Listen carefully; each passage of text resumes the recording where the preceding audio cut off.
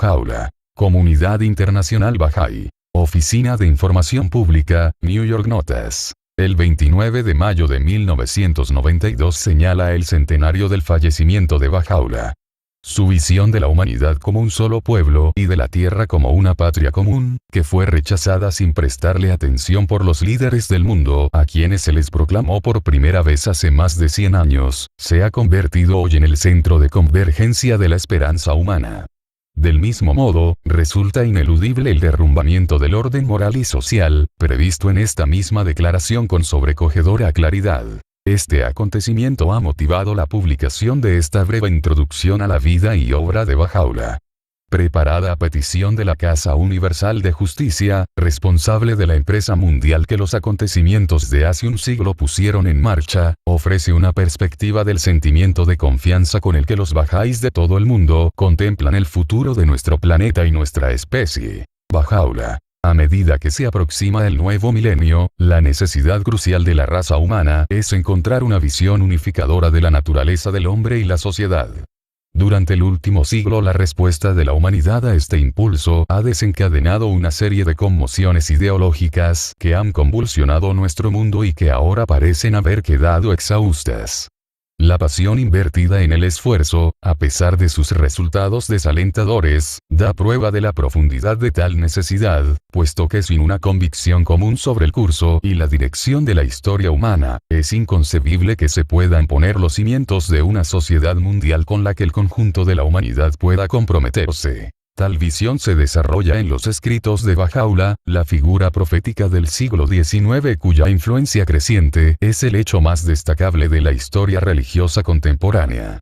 Nacido en Persia el 12 de noviembre de 1817, Bajaula emprendió a la edad de 27 años una labor que ha cautivado gradualmente la imaginación y la lealtad de varios millones de personas de prácticamente todas las razas, culturas, clases y naciones de la Tierra.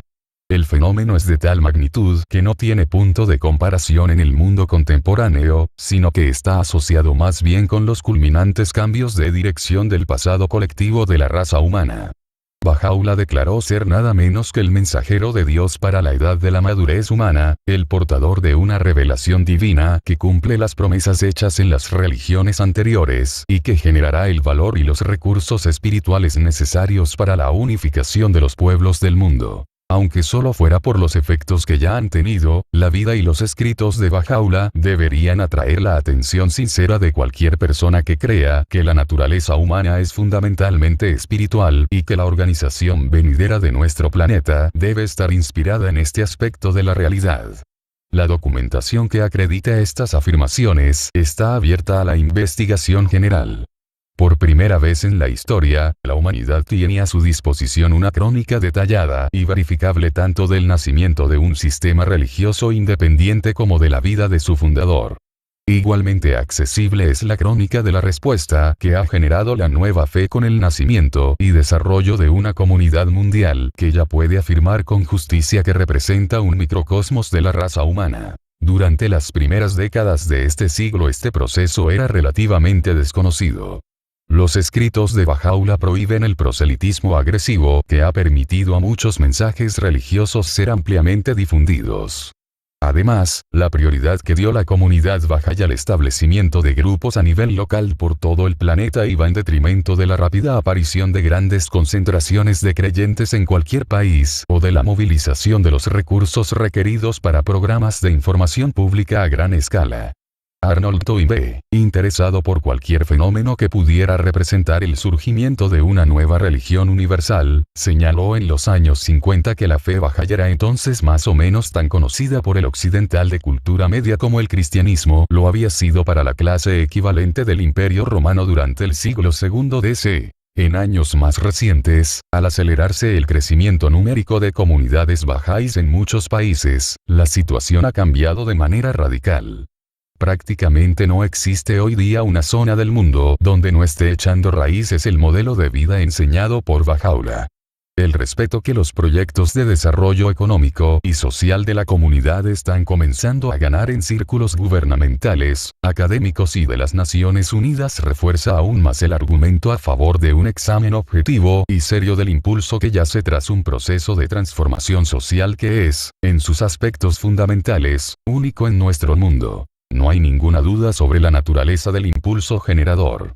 Los escritos de Baha'u'lláh abarcan una enorme variedad de temas, desde cuestiones sociales como la integración racial, la igualdad de sexos y el desarme, aquellas cuestiones que afectan a la vida íntima del alma humana. Los textos originales, muchos de ellos de su propio puño, otros dictados y ratificados por su autor, han sido conservados meticulosamente.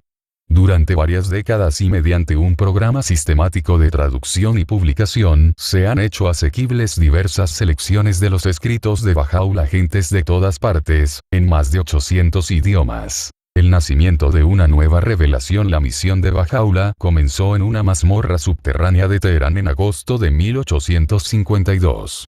Nacido en el seno de una familia noble cuyo linaje se remontaba hasta las grandes dinastías del pasado imperial de Persia, no aceptó la carrera ministerial que se le brindaba en el gobierno y escogió, en su lugar, dedicar sus energías a diversas acciones filantrópicas que, para comienzos de la década de 1840, le habían ganado amplio renombre como el padre de los pobres. Esta existencia privilegiada se desmoronaría rápidamente después de 1844, cuando Baha'u'lláh se convirtió en uno de los principales defensores de un movimiento que había de cambiar el curso de la historia de su país. Los primeros años del siglo XIX fueron un periodo de expectativas mesiánicas en muchos países.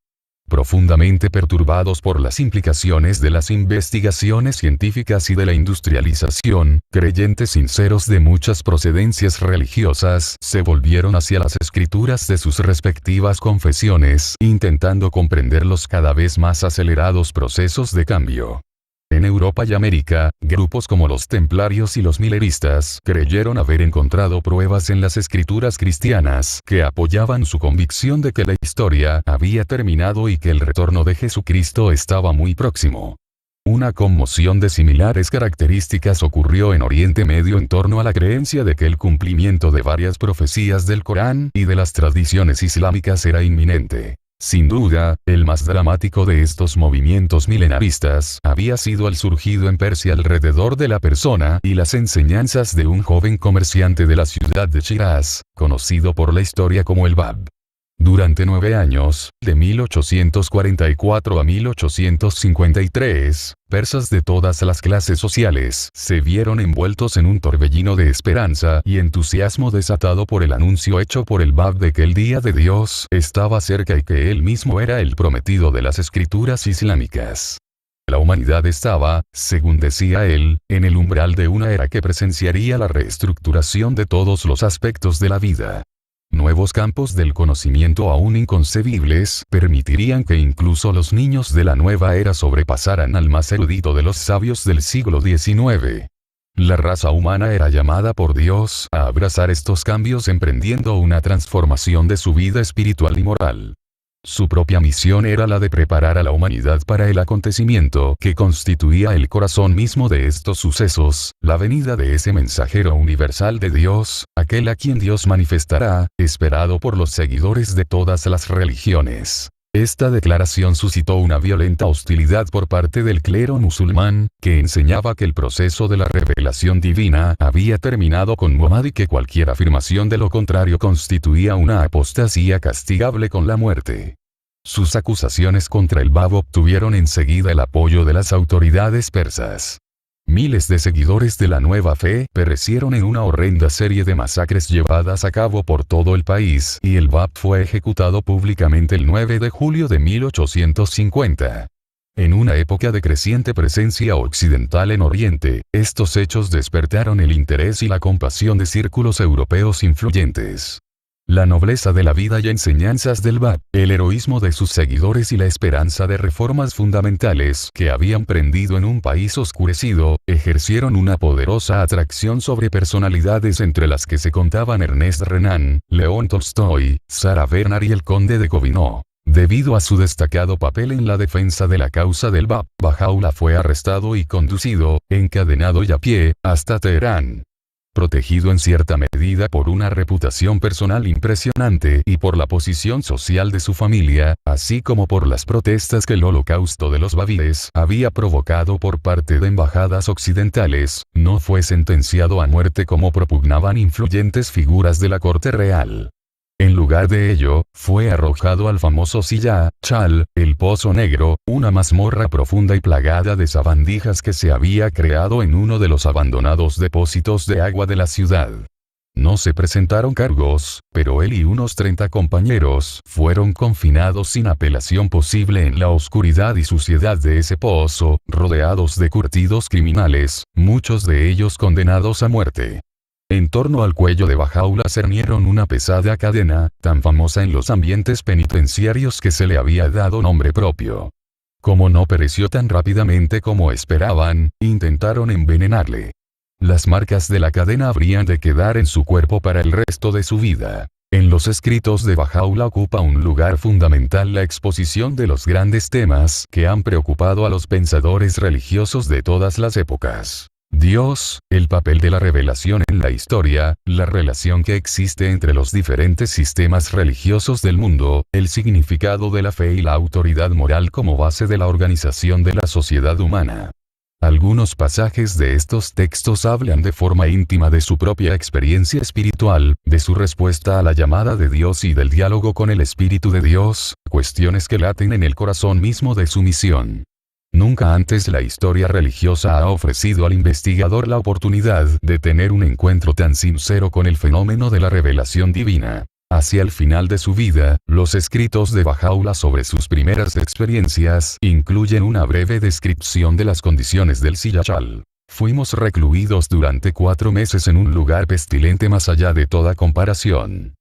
El calabozo estaba envuelto en profunda oscuridad y el número de nuestros compañeros de prisión llegaba casi a 150 almas. Ladrones, asesinos y salteadores de caminos. Atestado como estaba, no tenía otra salida que el pasadizo por el cual entramos.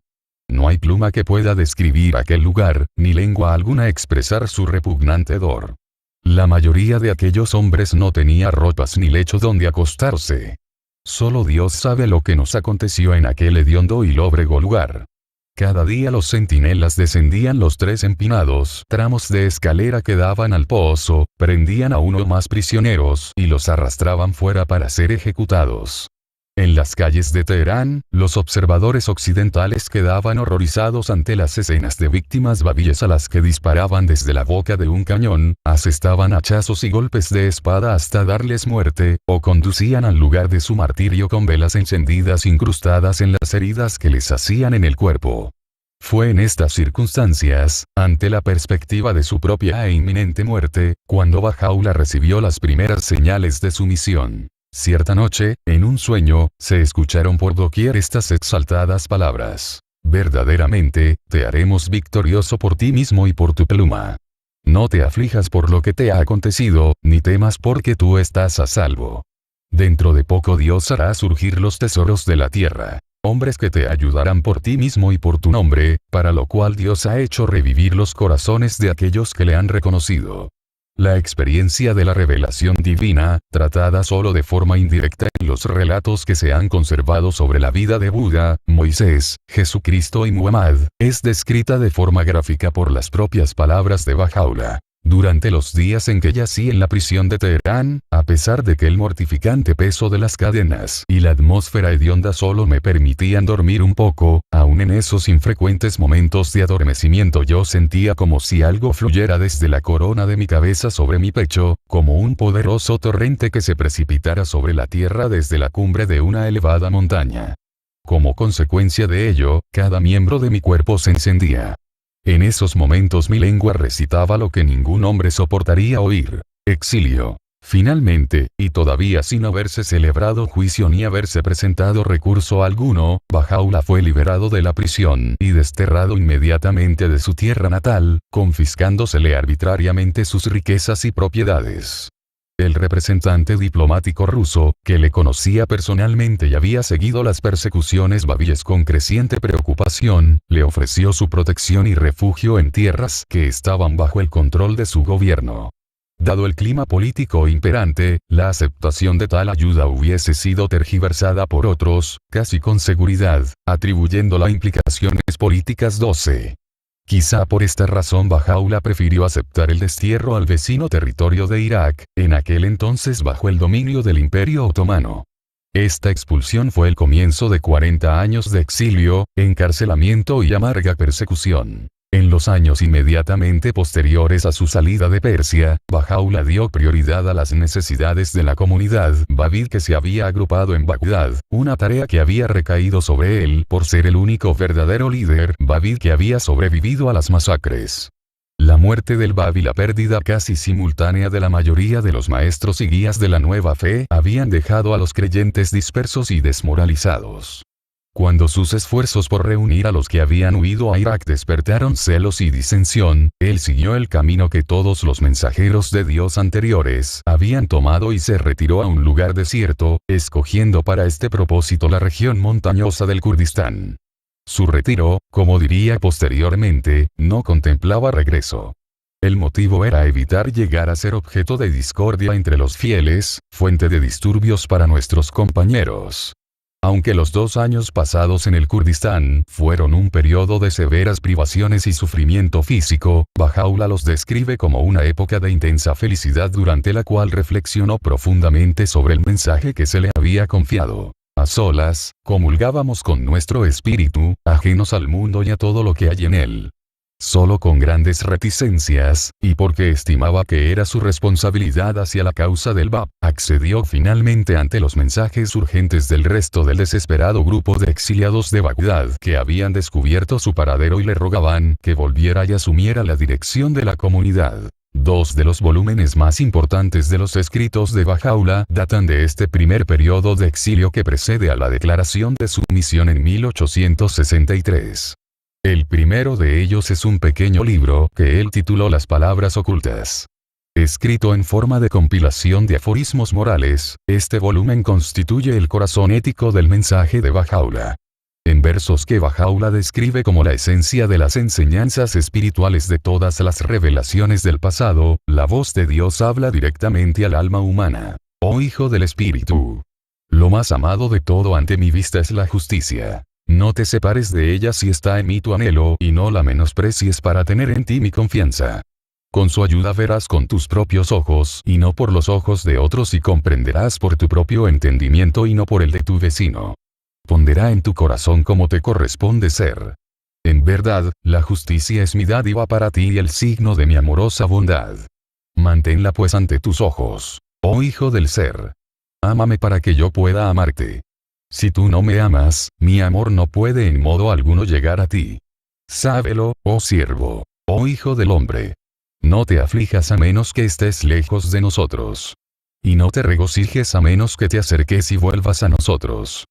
Oh hijo del ser. Con las manos del poder te hice y con los dedos de la fuerza te creé, y dentro de ti he puesto la esencia de mi luz. Conténtate con ella y no busques nada más, pues mi obra es perfecta y mi mandato es ineludible. No lo cuestiones ni lo pongas en duda. La segunda de las 2 obras fundamentales compuestas por Bahá'u'lláh durante este periodo es el Libro de la Certeza, una amplia exposición de la naturaleza y propósito de la religión.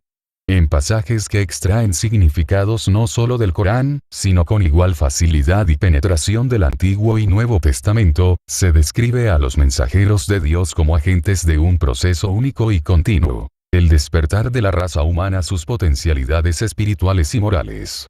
Una humanidad que ha llegado a la madurez puede responder ante una presentación directa de las enseñanzas que va más allá del lenguaje de la parábola o la alegoría. La fe es una cuestión no ya de creencia ciega, sino de conocimiento consciente. Ya no se requiere la guía de una élite eclesiástica. El don de la razón confiere a cada individuo en esta nueva era de iluminación y educación la capacidad de responder a las instrucciones divinas. Es una prueba de sinceridad. Ningún hombre podrá alcanzar las orillas del océano del verdadero entendimiento a menos que se haya desprendido de todo lo que hay en el cielo y en la tierra. La esencia de estas palabras es que quienes oyan el sendero de la fe, quienes ansían el vino de la certeza, deben purificarse de todo lo terrenal. Sus oídos de la palabrería ociosa. Sus mentes de las imaginaciones vanas. Sus corazones de las aficiones mundanas y sus ojos de lo que perece. Deben poner su confianza en Dios y, haciéndose firmemente a Él, seguir su camino. Entonces se harán merecedores de las resplandecientes glorias del sol del divino conocimiento y comprensión, por cuanto el hombre no puede esperar jamás alcanzar el conocimiento del todo glorioso, a menos que deje de considerar las palabras y acciones de los hombres como norma para la verdadera comprensión y reconocimiento de Dios y sus profetas. Considera el pasado. Cuántos hombres, elevados y humildes, han esperado ansiosamente en toda época el advenimiento de las manifestaciones de Dios en la santificada persona de sus elegidos. Y siempre que se abrieron las puertas de la gracia y las nubes de munificencia divina se vertieron sobre la humanidad y la luz del invisible brilló sobre el horizonte de poder celestial, todos ellos le negaron y se apartaron de su rostro, el rostro de Dios mismo.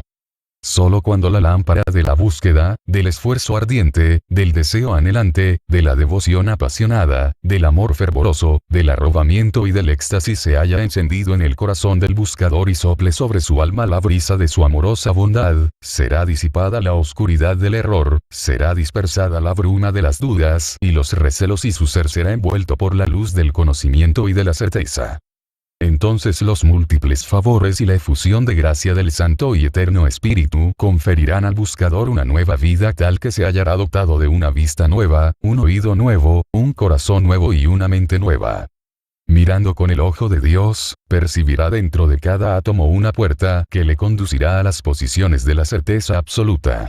En todas las cosas descubrirá las evidencias de una sempiterna manifestación. Cuando el canal del alma humana se haya limpiado de todo apego impeditivo y mundano, percibirá indefectiblemente, a través de distancias inmensurables, el hálito del bien amado y, guiado por su perfume, llegará a la ciudad de la certeza y entrará en ella. Aquella ciudad no es otra que la palabra de Dios, revelada en cada época y dispensación.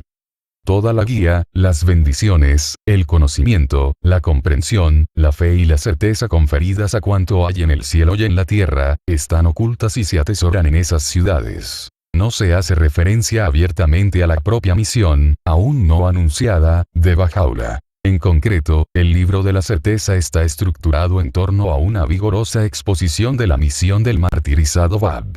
Una de las razones, no la menos importante, de la poderosa influencia del libro sobre la comunidad Babí, que contaba con un buen número de eruditos y exseminaristas, fue el dominio del pensamiento y enseñanzas islámicas que despliega su autor al demostrar la pretensión del Bab de haber cumplido las profecías del Islam. Dirigiéndose a los babíes para pedirles que fueran dignos de la confianza que el Bab había depositado en ellos y del sacrificio de tantas vidas heroicas, Bahá'u'lláh puso ante ellos el desafío no solo de conducir su vida personal en conformidad con las enseñanzas divinas, sino de hacer de su comunidad un modelo para la heterogénea población de Bagdad, la capital provincial iraquí. Aunque vivían en circunstancias materiales muy apuradas, los exiliados fueron revitalizados por esta visión.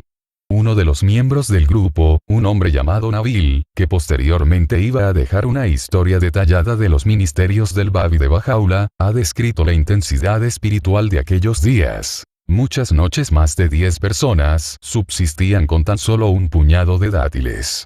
Nadie sabía a quién pertenecían realmente los zapatos, las capas o las túnicas que se hallaban en sus casas.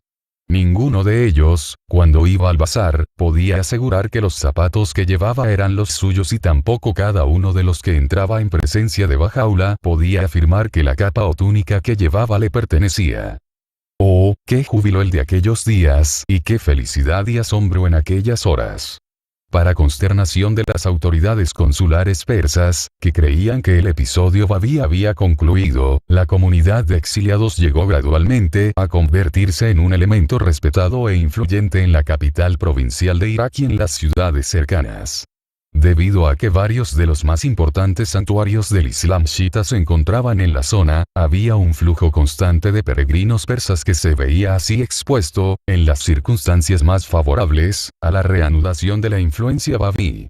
Entre los dignatarios que visitaron a Bahá'u'lláh en la sencilla casa que ocupaba se encontraban príncipes de la familia real.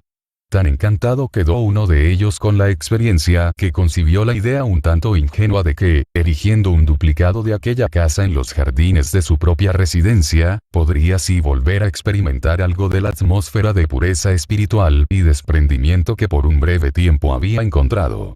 Otro, conmovido más profundamente por la experiencia de su visita, expresó a sus amigos su sentimiento. Si todos los pesares del mundo se apiñaran en mi corazón, creo que todos se desvanecerían estando en presencia de Bahá'u'lláh.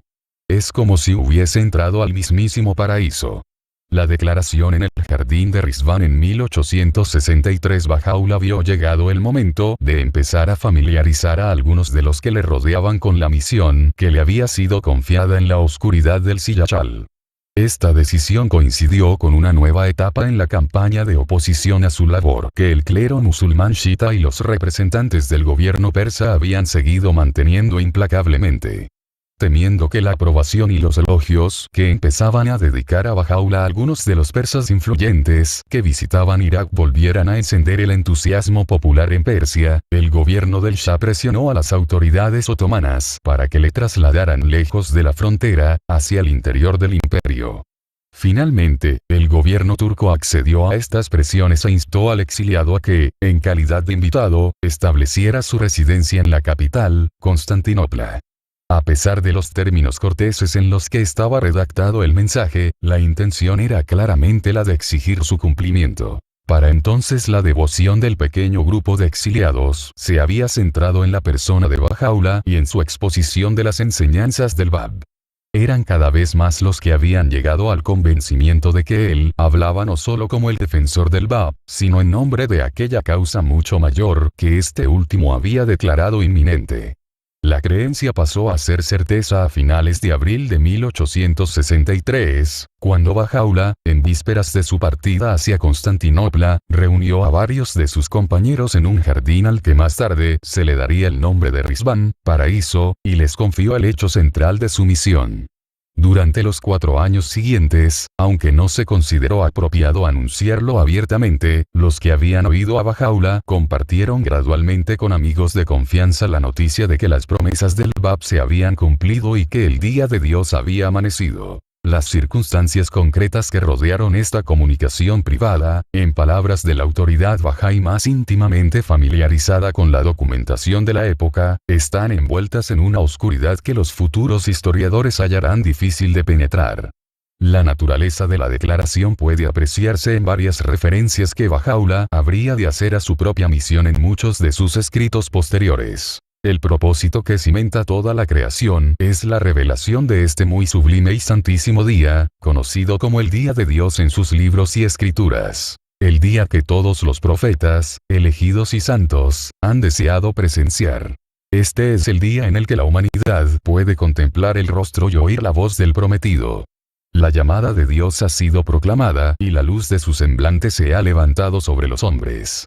Incumbe a cada hombre borrar de la tablilla de su corazón la huella de toda palabra vana y contemplar, con mente abierta e imparcial, los signos de su revelación, las pruebas de su misión y las señales de su gloria. Tal como se enfatiza repetidamente en la exposición que Bahá'u'lláh hace sobre el mensaje del Bab, el propósito fundamental de Dios al revelar su voluntad es llevar a cabo una transformación en el carácter de la humanidad, desarrollar en el interior de aquellos que responden las cualidades morales y espirituales que están latentes dentro de la naturaleza humana. Embelleced vuestras lenguas, oh pueblo, con la veracidad y adornad vuestras almas con el ornamento de la honradez.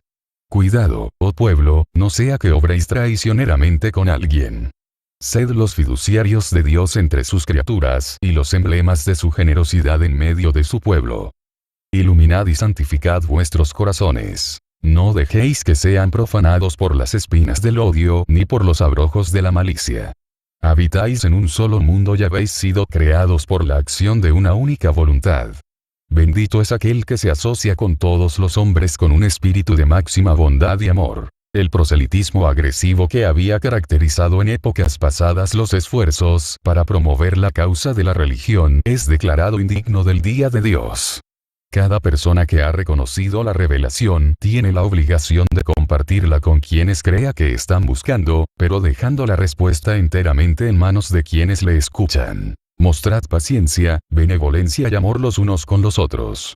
Si alguno de vosotros no pudiera captar cierta verdad o estuviera haciendo esfuerzos por comprenderla, mostrad en vuestra conversación con él un espíritu de suma bondad y buena voluntad. Todo el deber del hombre en este día es alcanzar aquella parte del torrente de la gracia que Dios derrama para él. Por tanto, que ninguno considere si el receptáculo es grande o pequeño. En contraste con los sangrientos acontecimientos de Persia, Bahá'u'lláh no solo dijo a sus seguidores que si te matan, esto es mejor para ti que matar, sino que les exhortó a dar ejemplo de obediencia a la autoridad civil. En cualquier país donde resida alguno de los de este pueblo, su conducta hacia el gobierno de ese país debe ser de lealtad, honradez y veracidad. Las condiciones que rodearon la salida de Bahá'u'lláh de Bagdad proporcionaron una demostración dramática de la potencia de estos principios. En tan solo unos años, un grupo de exiliados extranjeros cuya llegada a la zona había suscitado la desconfianza y la aversión por parte de sus vecinos, se había convertido en uno de los sectores más respetado e influyente de la población. Se ganaban la vida mediante prósperos negocios. Como grupo, eran admirados por su generosidad y por la integridad de su conducta. Las virulentas alegaciones de fanatismo religioso y de violencia, esparcidas diligentemente por los funcionarios consulares persas y por miembros del clero musulmán chiita, habían dejado de tener efecto sobre la opinión pública. Para el 3 de mayo de 1863, cuando salió a caballo de Bagdad junto con su familia y aquellos compañeros y sirvientes elegidos para acompañarle hasta Constantinopla, Bahá'u'lláh se había convertido en una figura enormemente popular y querida. En los días inmediatamente anteriores a su partida, afluyeron al jardín en el que había fijado temporalmente su residencia un gran número de personalidades, entre las que se encontraba el propio gobernador de la provincia, recorriendo en muchos casos largas distancias con el fin de presentarle sus respetos. Testigos que presenciaron el momento de la partida han descrito en términos conmovedores el clamor con que le despidieron, las lágrimas de muchos de los presentes y la preocupación de las autoridades otomanas y los funcionarios civiles por hacer los honores a su visitante. La inmutable fe de Dios. Tras la declaración de su misión en 1863, Bahá'u'lláh comenzó a tratar en profundidad un tema ya abordado en el libro de la certeza, la relación entre la voluntad de Dios y el proceso evolutivo por el que encuentran su expresión las capacidades espirituales y morales latentes en la naturaleza humana. Esta exposición ocuparía un lugar central en sus escritos durante los 30 años restantes de su vida. La realidad de Dios, asegura él, es y seguirá siendo siempre incognoscible. Cualquier palabra que el pensamiento humano pueda atribuir a la naturaleza divina está relacionada solo con la existencia humana y es producto de los esfuerzos humanos por describir una experiencia humana. Lejos, muy lejos de tu gloria esté lo que los hombres mortales puedan afirmar de ti o atribuirte, o la alabanza con la que puedan glorificarte. Cualquier deber que tú hayas prescrito a tus siervos de ensalzar al máximo tu majestad y gloria es solo una muestra de tu gracia hacia ellos, a fin de que les sea posible ascender a la posición conferida a su propio ser interior, la posición del conocimiento de sí mismos. Es evidente para todo corazón perspicaz e iluminado que Dios, la esencia incognoscible, el ser divino, es inmensamente exaltado por encima de todo atributo humano, tal como existencia corpórea, ascenso y descenso, salida y retorno. Lejos esté de su gloria el que la lengua humana pueda referir apropiadamente su alabanza, o que el corazón humano pueda comprender su misterio insondable. Él ya ha estado siempre velado en la antigua eternidad de su esencia, y permanecerá en su realidad eternamente oculto a la vista de los hombres. Lo que la humanidad experimenta al volverse hacia el Creador de toda la existencia, son los atributos o cualidades que están asociados a las sucesivas revelaciones de Dios. Estando así cerrada la puerta del conocimiento del antiguo de los días a la faz de todos los seres, la fuente de gracia infinita ha hecho que aparezcan del reino del Espíritu aquellas luminosas joyas de santidad, en la noble forma del templo humano, y sean reveladas a todos los hombres a fin de que comuniquen al mundo los misterios del ser inmutable y hablen de las sutilezas de su esencia imperecedera. Estos espejos santificados, son todos y cada uno los exponentes en la tierra de aquel que es el astro central del universo, su esencia y propósito último. De él procede su conocimiento y poder. De él proviene su soberanía. La belleza del semblante de estos espejos santificados es solamente un reflejo de la imagen de Dios. Sus revelaciones, un signo de la gloria inmortal de Dios. Las revelaciones de Dios no difieren una de otra en ningún aspecto esencial, aunque las necesidades cambiantes de las que se ocupan, de época en época, han exigido de cada una de ellas respuestas especiales para cada caso. Estos atributos de Dios no son ni jamás han sido concedidos especialmente a ciertos profetas y negados a otros. Al contrario, todos los profetas de Dios, sus favorecidos, sus santos y escogidos mensajeros, son sin excepción los portadores de sus nombres y las personificaciones de sus atributos. Solo difieren en la intensidad de su revelación y en la potencia relativa de su luz. Se advierte a los que estudian la religión que no permitan que los dogmas teológicos u otros prejuicios les lleven a hacer discriminaciones entre aquellos a quienes Dios ha utilizado como canales de su luz. Cuidado, oh creyentes en la unidad de Dios, no seáis tentados a hacer distinción alguna entre las manifestaciones de su causa o menospreciar los signos que han acompañado y proclamado su revelación. Este es ciertamente el verdadero significado de la unidad divina. Ojalá seáis de los que comprenden esta verdad y creen en ella. Además, estad seguros de que las obras y hechos de todas y cada una de estas manifestaciones de Dios, más aún, todo lo que a ellas atañe y todo lo que manifiesten en el futuro está ordenado por Dios y es un reflejo de su voluntad y propósito. Bahá'u'lláh compara las intervenciones de las revelaciones divinas con el retorno de la primavera.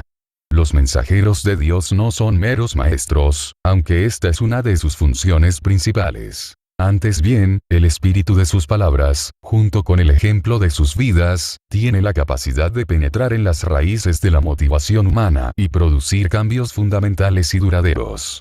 Su influencia abre nuevas esferas para la comprensión y para la realización de mayores logros. Y puesto que no puede haber un lazo de comunicación directa que vincule al Dios único y verdadero con su creación, y puesto que ninguna semejanza puede existir entre lo transitorio y lo eterno, lo contingente y lo absoluto, Él ha ordenado que en cada edad y dispensación un alma pura e inmaculada se manifieste en los reinos de la tierra y del cielo.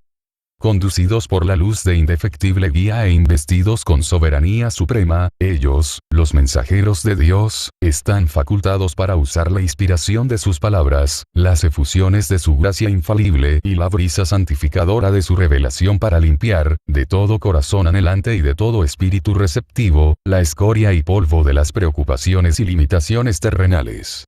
Entonces y solo entonces el legado de Dios latente en la realidad del hombre surgirá, para implantar la insignia de su gloria revelada sobre las cumbres de los corazones de los hombres. Sin esta mediación del mundo divino, la naturaleza humana permanece esclava del instinto, así como de suposiciones inconscientes y modelos de conducta que han sido determinados culturalmente. Habiendo creado el mundo y todo lo que en él vive y se mueve, Él, Dios, escogió conferirle al hombre la singular distinción y capacidad de conocerle y amarle, una capacidad que debe necesariamente ser considerada el impulso generador y el objetivo primordial que sostiene la creación entera. Sobre la más íntima realidad de cada cosa creada Él ha derramado la luz de uno de sus nombres y la ha hecho un recipiente de la gloria de uno de sus atributos. Sobre la realidad del hombre, sin embargo, Él ha concentrado el esplendor de todos sus nombres y atributos y la ha hecho un espejo de su propio ser. De todas las cosas creadas solo el hombre ha sido escogido para recibir un favor tan grande y una generosidad tan perdurable. Estas energías con las que la fuente de guía celestial ha dotado a la realidad del hombre permanecen, sin embargo, latentes dentro de él, así como la llama está oculta dentro de la vela y los rayos de luz están presentes potencialmente en la lámpara. El resplandor de estas energías puede ser oscurecido por los deseos mundanos, así como la luz del sol puede quedar oculta bajo el polvo y la escoria que cubren el espejo. Ni la vela, ni la lámpara pueden encenderse por sus propios esfuerzos, sin ayuda, ni tampoco le será jamás posible al espejo librarse por sí solo de su escoria. Es claro y evidente que la lámpara nunca se encenderá mientras no se le prenda fuego. A menos que se limpie de la superficie del espejo la escoria que la cubre, éste nunca podrá representar la imagen del sol ni reflejar su luz y gloria. Ha llegado el tiempo, dijo Baha'u'lláh, de que la humanidad tenga tanto la capacidad como la oportunidad de ver el panorama completo de su desarrollo espiritual como un único proceso. Inigualable es este día, pues es como un ojo para edades y siglos pasados y como una luz para la oscuridad de los tiempos. En esta perspectiva, los seguidores de las diferentes tradiciones religiosas deben esforzarse por comprender lo que él llamaba la inmutable fe de Dios y distinguir su impulso espiritual primordial de las leyes y conceptos cambiantes que fueron revelados para satisfacer las necesidades de una sociedad humana en continua evolución. Los profetas de Dios deben ser considerados como médicos cuya tarea es fomentar el bienestar del mundo y sus pueblos para que, mediante el espíritu de unidad, puedan curar la dolencia de una humanidad dividida. No sería de extrañar, entonces, si se encontrara que el tratamiento prescrito por el médico en este día no es idéntico al que prescribió anteriormente. ¿Cómo podría ser de otra manera, cuando las dolencias que afectan al paciente necesitan un remedio especial en cada etapa de su enfermedad? De igual modo, cada vez que los profetas de Dios han iluminado al mundo con el resplandeciente brillo del sol del conocimiento divino, han emplazado invariablemente a sus pueblos a abrazar la luz de Dios por los medios que mejor se adaptaban a las exigencias de la época en que aparecieron. No solo el corazón, sino también la mente, deben dedicarse a este proceso de descubrimiento. La razón, afirma Baha'u'lláh, es el mayor don de Dios al alma, un signo de la revelación del soberano Señor. Solo liberándose de los dogmas heredados, ya sean religiosos o materialistas, puede la mente emprender una investigación independiente sobre la relación entre la palabra de Dios y la experiencia de la humanidad.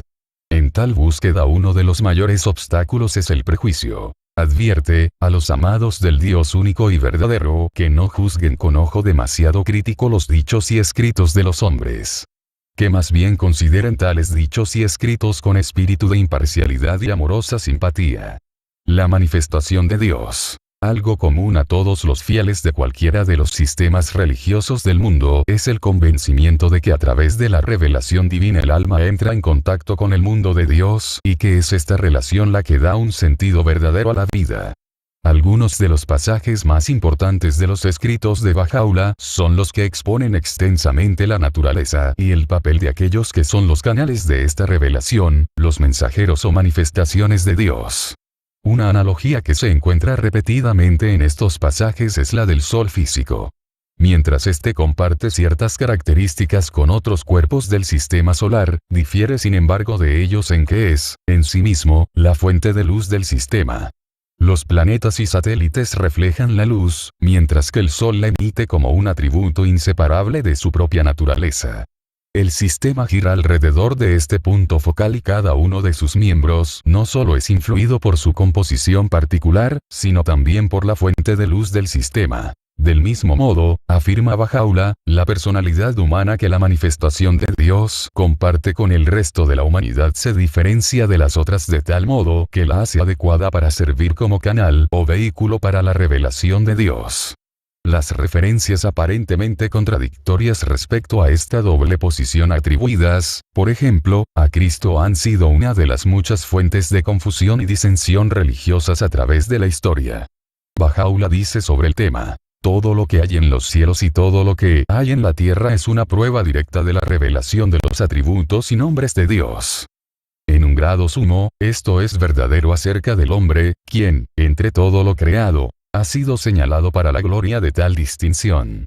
Pues en él están revelados potencialmente todos los atributos y nombres de Dios en un grado que no ha sido superado ni excedido por ningún otro ser creado. Y de todos los hombres, los más perfectos, los más distinguidos y los más excelsos son las manifestaciones del sol de la verdad.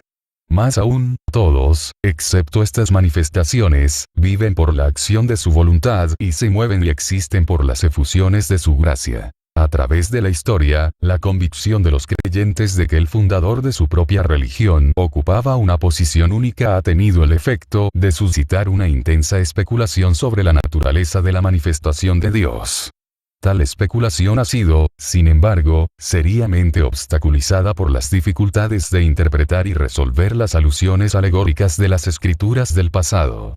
El intento de cristalizar la opinión en forma de dogma religioso ha sido una fuente de división más que de unión en la historia. De hecho, a pesar de la enorme energía dedicada a las actividades teológicas, o tal vez a causa de ello, existen hoy día profundas diferencias entre los musulmanes respecto a la posición precisa de Muhammad, entre los cristianos respecto a la de Jesús y entre los budistas respecto al fundador de su propia religión.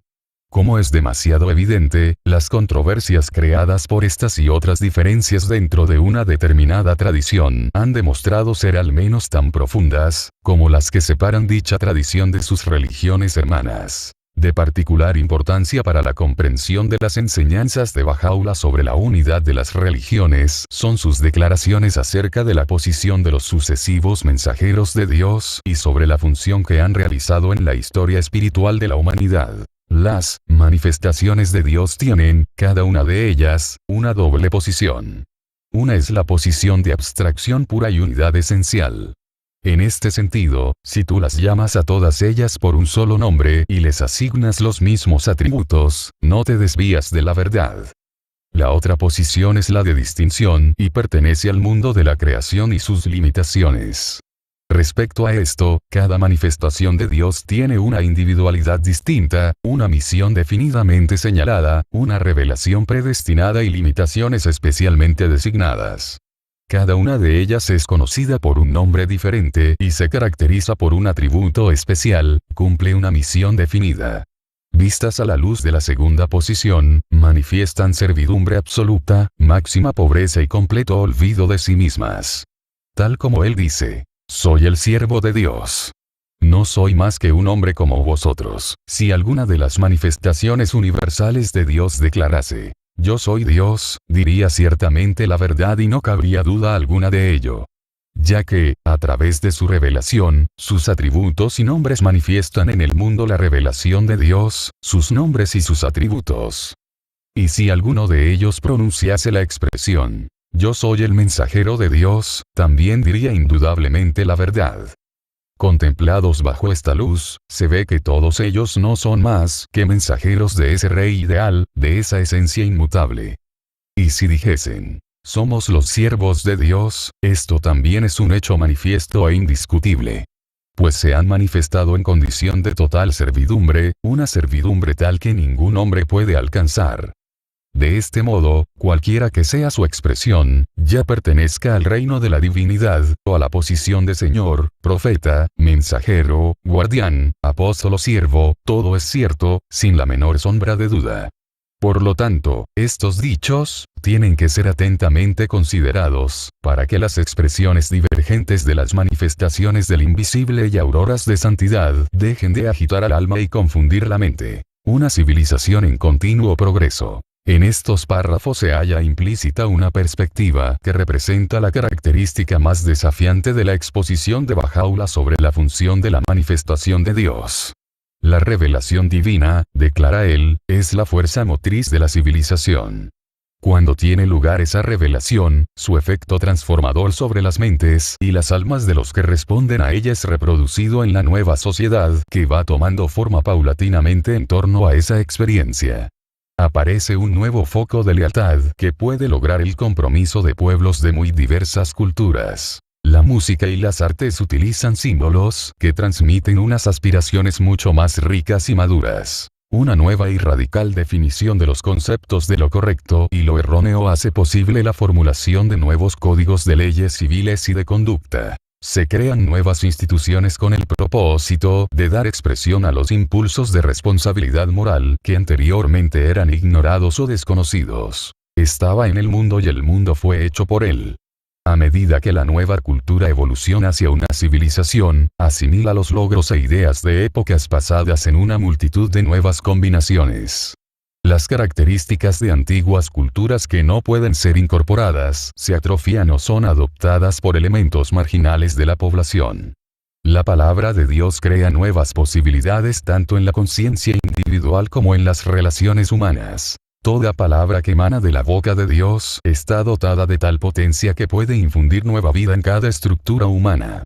Todas las maravillosas obras que contempláis en este mundo han sido manifestadas mediante la acción de su suprema y exaltada voluntad, su maravilloso e inflexible propósito. En cuanto es pronunciada esta resplandeciente palabra, sus energías animadoras, agitándose dentro de todas las cosas creadas, dan nacimiento a los medios e instrumentos con los que tales artes pueden producirse y perfeccionarse. En los días venideros, veréis por cierto cosas de las que jamás habéis oído. Cada letra que procede de la boca de Dios es verdaderamente una letra madre y cada palabra pronunciada por aquel que es la fuente de la revelación divina es una palabra madre. La sucesión de revelaciones divinas, afirma el Bab, es un proceso que no ha tenido principio ni tendrá fin. Aunque la misión de cada una de las manifestaciones está limitada en el tiempo y en las funciones que realiza, es una parte integral de un desarrollo continuo y progresivo del poder y la voluntad de Dios. Contempla con tu vista interior la cadena de revelaciones sucesivas que ha vinculado a la manifestación de Adán con la del Bab. Atestigo ante Dios que cada una de estas manifestaciones ha sido enviada por la acción de la voluntad y propósito divinos, que cada una ha sido portadora de un mensaje determinado, que a cada una le ha sido confiado un libro divinamente revelado. La medida de la revelación con la que cada una de ellas ha sido identificada había sido preordenada con precisión.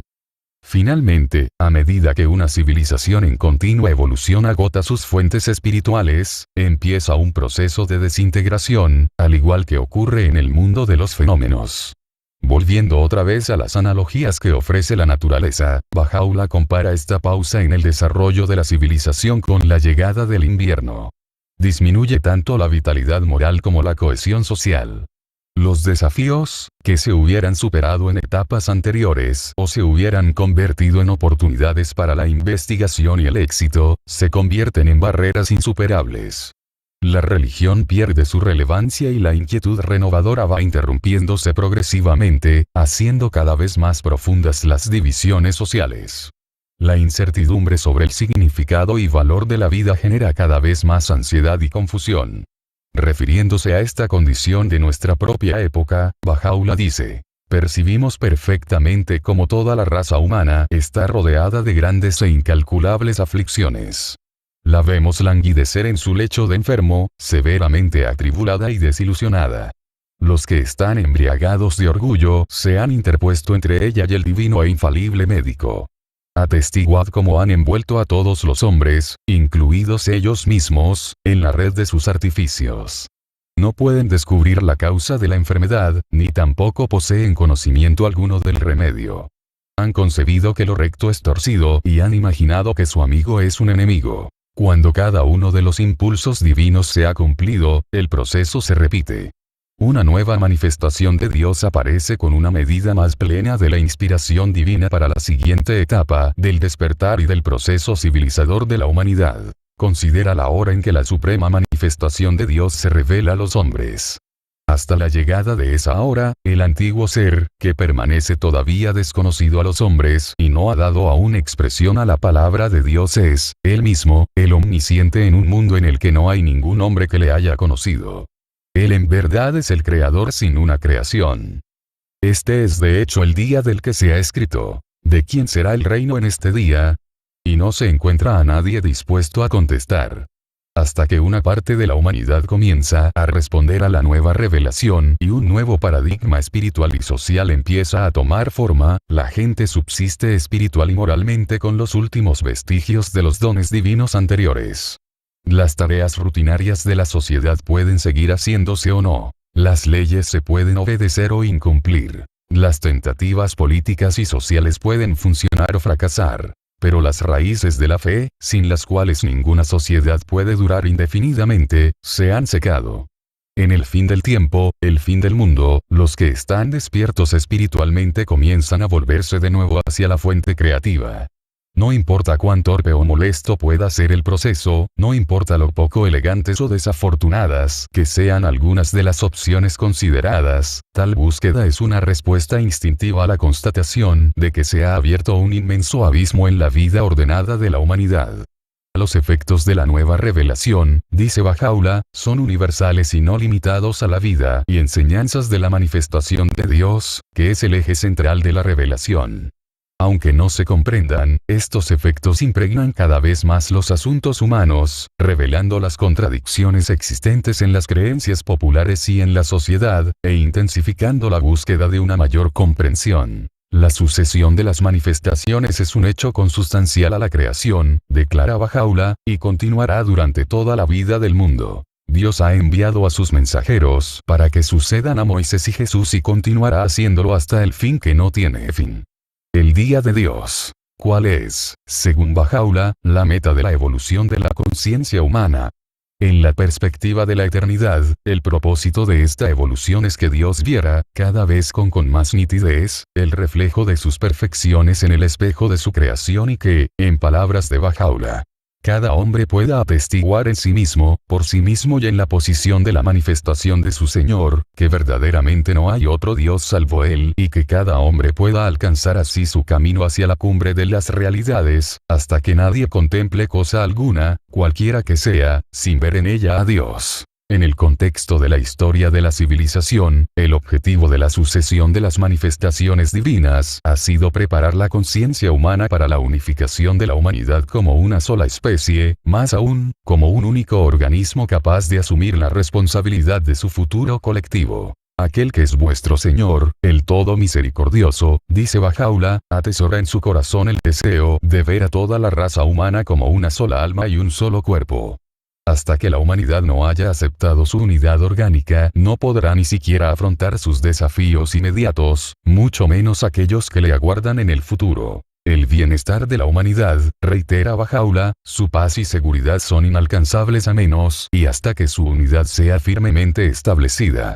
Solo una sociedad mundial unificada puede proporcionar a sus hijos el sentido de seguridad interior implícito en una de las oraciones de Baha'u'lláh a Dios. Cualquier deber que tú hayas prescrito a tus siervos de ensalzar al máximo tu majestad y gloria es solo una muestra de tu gracia hacia ellos, a fin de que les sea posible ascender a la posición conferida a su propio ser interior, la posición del conocimiento de sí mismos. Paradójicamente, solo consiguiendo la verdadera unidad puede la humanidad cultivar plenamente su diversidad e individualidad.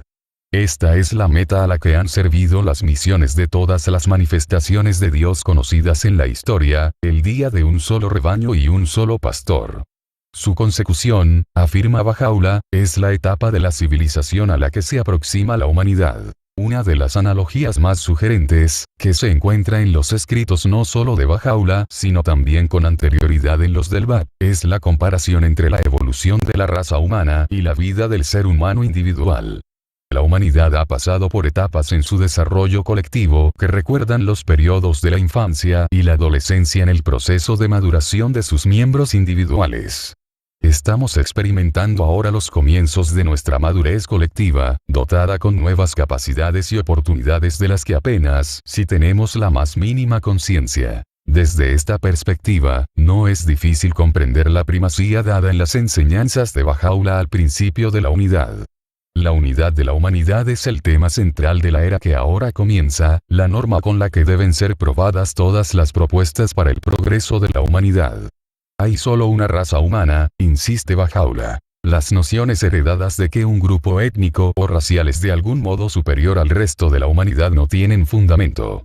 De igual manera, ya que todos los mensajeros de Dios han servido como agentes de la única voluntad divina, sus revelaciones son un legado colectivo a toda la raza humana. Cada persona de la tierra es heredera legítima de la totalidad de esa tradición espiritual. La insistencia en los prejuicios de cualquier tipo no solo está dañando los intereses de la humanidad, sino que también es una violación de la voluntad de Dios para esta época. Oh pueblos y razas contendientes de la tierra. Dirigid vuestros rostros hacia la unidad y dejad que el fulgor de su luz brille sobre vosotros. Reuníos y, por amor a Dios, decidíos a extirpar todo lo que sea fuente de discordia entre vosotros. No puede haber duda alguna de que los pueblos del mundo, de cualquier raza o religión, derivan su inspiración de una única fuente celestial y son los súbditos de un solo Dios. La diferencia entre las ordenanzas a las que están sometidos debe ser atribuida incluida a los requisitos y exigencias variables de la época en la que fueron reveladas. Todas ellas, excepto unas pocas que son producto de la perversidad humana, fueron ordenadas por Dios y son el reflejo de su voluntad y propósito. Levantaos y, armados con el poder de la fe, despedazad los dioses de vuestras vanas imaginaciones, los sembradores de disensión entre vosotros. El tema de la unidad está presente en todos los escritos de Bahá'u'lláh. El tabernáculo de la unidad ha sido levantado. No os miréis unos a otros como extraños. Asociaos con los seguidores de todas las religiones en un espíritu de amistad y fraternidad. Sois los frutos de un solo árbol y las hojas de una misma rama. El proceso a través del cual la humanidad ha alcanzado su mayoría de edad se ha producido dentro de la evolución de la organización social. Comenzando con la unidad familiar y sus diferentes ramificaciones, la raza humana ha desarrollado con distintos grados de éxito sociedades basadas en el clan, la tribu, la ciudad-estado y más recientemente la nación. Con esta progresiva ampliación y complejidad del entorno social, el potencial humano ha encontrado a la vez un estímulo y un terreno para su desarrollo. Y este desarrollo ha provocado constantemente, a su vez, nuevas modificaciones en la estructura social. La mayoría de edad de la humanidad debe traer consigo, por tanto, una transformación total del orden social. La nueva sociedad debe ser capaz de abrazar a toda la diversidad de la raza humana y de beneficiarse de la amplia variedad de talentos y visiones que son el fruto de miles de años de experiencia cultural. Este es el día en el que los más excelentes favores de Dios han sido derramados sobre los hombres, el día en el que su poderosísima gracia ha sido infundida en todas las cosas creadas. Incumbe a todos los pueblos del mundo reconciliar sus diferencias y morar en perfecta unidad y paz bajo la sombra del árbol de su cuidado y amorosa bondad. Pronto el orden actual será enrollado y uno nuevo desplegado en su lugar. Ciertamente, vuestro Señor dice la verdad y es el conocedor de cosas no vistas. El principal instrumento para la transformación de la sociedad y el logro de la unidad mundial, asegura Bahá'u'lláh, es el establecimiento de la justicia en los asuntos humanos. Este tema tiene un lugar central en sus enseñanzas. La luz de los hombres es la justicia. No la extingáis con los vientos contrarios de la opresión y la tiranía. El propósito de la justicia es la aparición de la unidad entre los hombres. El océano de la sabiduría divina fluyó dentro de esta exaltada palabra, en tanto que los libros del mundo no pueden contener su significado íntimo. En sus escritos posteriores, Bahá'u'lláh desarrolló las implicaciones de este principio para la edad de la madurez de la humanidad. Él afirma que las mujeres y los hombres han sido y serán siempre iguales a los ojos de Dios, y el progreso de la civilización exige que la sociedad organice sus asuntos de manera que se refleje plenamente este hecho. Los recursos de la tierra son propiedad de toda la humanidad y no de un determinado pueblo. Las diferentes contribuciones al bienestar económico común merecen y deben recibir diferentes medidas de recompensa y reconocimiento, pero los extremos de riqueza y pobreza que afligen a la mayoría de las naciones de la tierra, sin considerar las filosofías socioeconómicas que profesen, deben ser abolidos. La proclamación a los reyes. Los escritos que han sido citados anteriormente fueron revelados, en su mayor parte, en condiciones de renovada persecución. Poco después de la llegada de los exiliados a Constantinopla, se hizo evidente que los honores hechos a Bahá'u'lláh durante su viaje desde Bagdad habían representado tan solo un breve intervalo. La decisión de las autoridades otomanas de trasladar al dirigente Babí y a sus compañeros a la capital del imperio, en vez de a alguna remota provincia, aumentó la alarma entre los representantes del gobierno persa. Temiendo que los acontecimientos de Bagdad se repitieran y que esta vez pudieran atraer no solo la simpatía, sino quizás incluso la lealtad de personajes influyentes del gobierno turco, el embajador persa presionó insistentemente para que los exiliados fueran enviados a un lugar más distante del imperio. Su argumento era que la propagación de un nuevo mensaje religioso en la capital podría tener repercusiones tanto políticas como religiosas. Al principio el gobierno otomano se resistió enérgicamente. El primer ministro Ali Pasha había expresado a los diplomáticos occidentales su creencia de que Bahá'u'lláh era un hombre de gran distinción, conducta ejemplar, gran moderación y una figura de exquisita dignidad. Sus enseñanzas eran, en opinión del ministro, merecedoras de alta estima porque se oponían a las contiendas religiosas que dividían a los súbditos judíos, cristianos y musulmanes del imperio. Sin embargo, fue apareciendo poco a poco un cierto grado de resentimiento y sospecha. En la capital otomana el poder político y económico estaba en manos de los funcionarios de la corte que, salvo pocas excepciones, eran personas de poca o ninguna competencia. La corrupción era el lubricante con el que funcionaba la maquinaria del gobierno. La capital era un imán para una multitud de personas, de dentro y fuera del imperio que se congregaba allí buscando favores e influencia. Se esperaba que cualquier personalidad de otro país o de los territorios tributarios, en cuanto llegara a Constantinopla, se uniera a la multitud que buscaba recomendaciones en las salas de recepción de los pasás y de los ministros de la corte imperial. Ningún sector de la población tenía peor reputación que los grupos enfrentados de exiliados políticos persas, conocidos tanto por su sofisticación como por su falta de escrúpulos. Para angustia de los amigos que le urgían a hacer uso de la hostilidad reinante contra el gobierno persa y de la simpatía que habían levantado sus propios sufrimientos, Bahá'u'lláh dejó claro que él no tenía peticiones que hacer. Aunque varios ministros del gobierno hicieron visitas sociales a la residencia que le fue asignada, él no quiso sacar provecho de estas oportunidades. Estaba en Constantinopla, decía, como invitado del sultán, por una expresa invitación suya, y su interés se centraba en asuntos espirituales y morales. Muchos años después, el embajador persa Mirza Husayn Khan, reflexionando sobre el tiempo en el que ejerció su cargo en la capital otomana y quejándose del daño que la codicia y la improbidad de sus compatriotas habían hecho a la reputación de Persia en Constantinopla, rindió un tributo sorprendentemente sincero al ejemplo que la conducta de Bahá'u'lláh había podido dar en poco tiempo. En aquel momento, sin embargo, él y sus colegas aprovecharon la situación para presentarla como si el exiliado tratara astutamente de ocultar conspiraciones secretas contra la seguridad pública y la religión del Estado. Presionadas por estas instigaciones, las autoridades otomanas tomaron finalmente la decisión de trasladar a Bahá'u'lláh y a su familia a la ciudad provincial de Adrianópolis. El traslado se hizo de forma precipitada en medio de un invierno extremadamente duro. Albergados allí en alojamientos inadecuados, carentes de ropas apropiadas y de otras provisiones, los exiliados soportaron un año de grandes sufrimientos.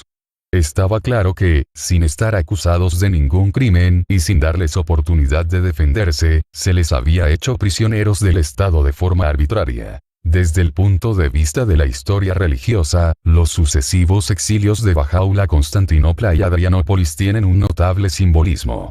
Por primera vez una manifestación de Dios, el fundador de un sistema religioso independiente que pronto iba a extenderse por todo el planeta, había cruzado el estrecho canal de agua que separa Asia de Europa y había puesto pie en Occidente.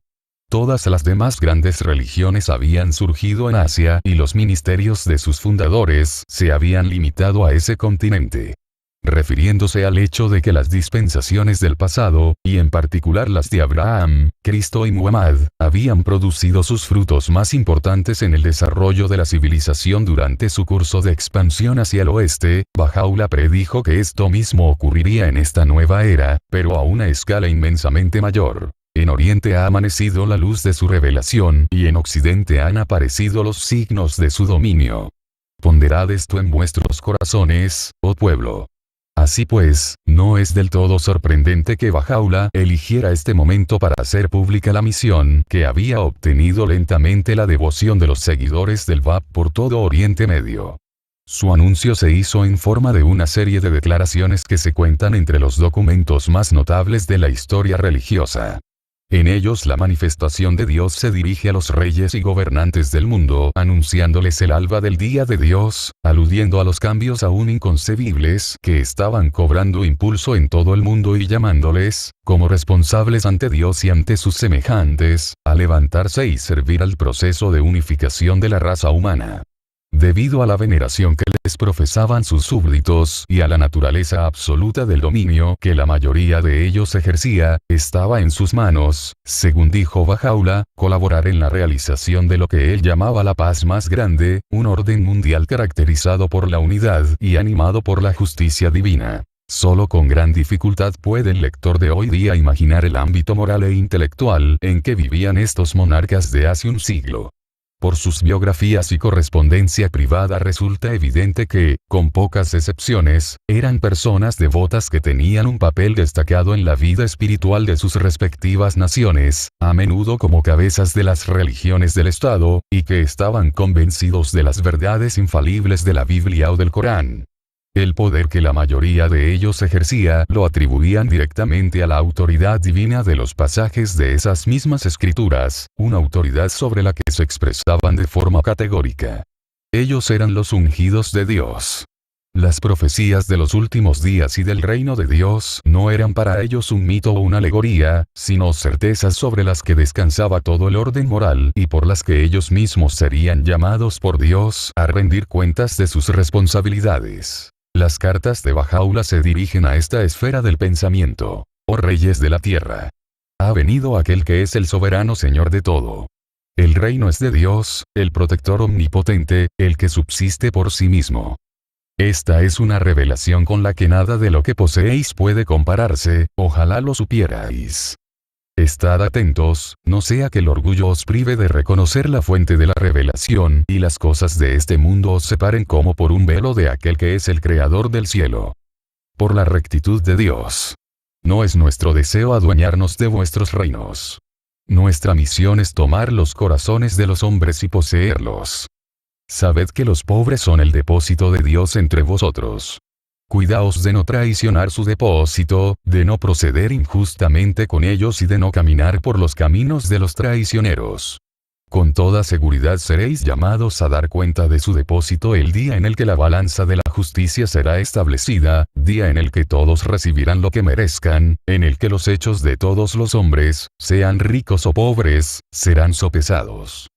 Examinad nuestra causa, inquirid las cosas que nos han acaecido y decidid con justicia entre nosotros y nuestros enemigos, y sed de los que obran equitativamente con sus semejantes. Si no retenéis la mano del opresor, si no emprendéis la protección de los derechos de los oprimidos, ¿con qué derecho, pues, os vanagloriáis entre los hombres? Si no prestáis atención a los consejos que hemos revelado en esta tabla, el castigo divino os asaltará desde todas las direcciones y la sentencia de su justicia será pronunciada contra vosotros. En ese día no tendréis poder para resistirle y reconoceréis vuestra propia impotencia. La visión de la paz más grande no provocó ninguna respuesta por parte de los gobernantes del siglo XIX. El engrandecimiento nacionalista y la expansión imperial obtenían la adhesión no solo de los reyes, parlamentarios, académicos y artistas, sino también de los periódicos y las principales instituciones religiosas como vehementes propagandistas del triunfalismo occidental. Las propuestas de cambio social, por muy desinteresadas e idealistas que fueran, quedaban atrapadas rápidamente en un enjambre de nuevas ideologías arrojadas por la marea creciente del materialismo dogmático.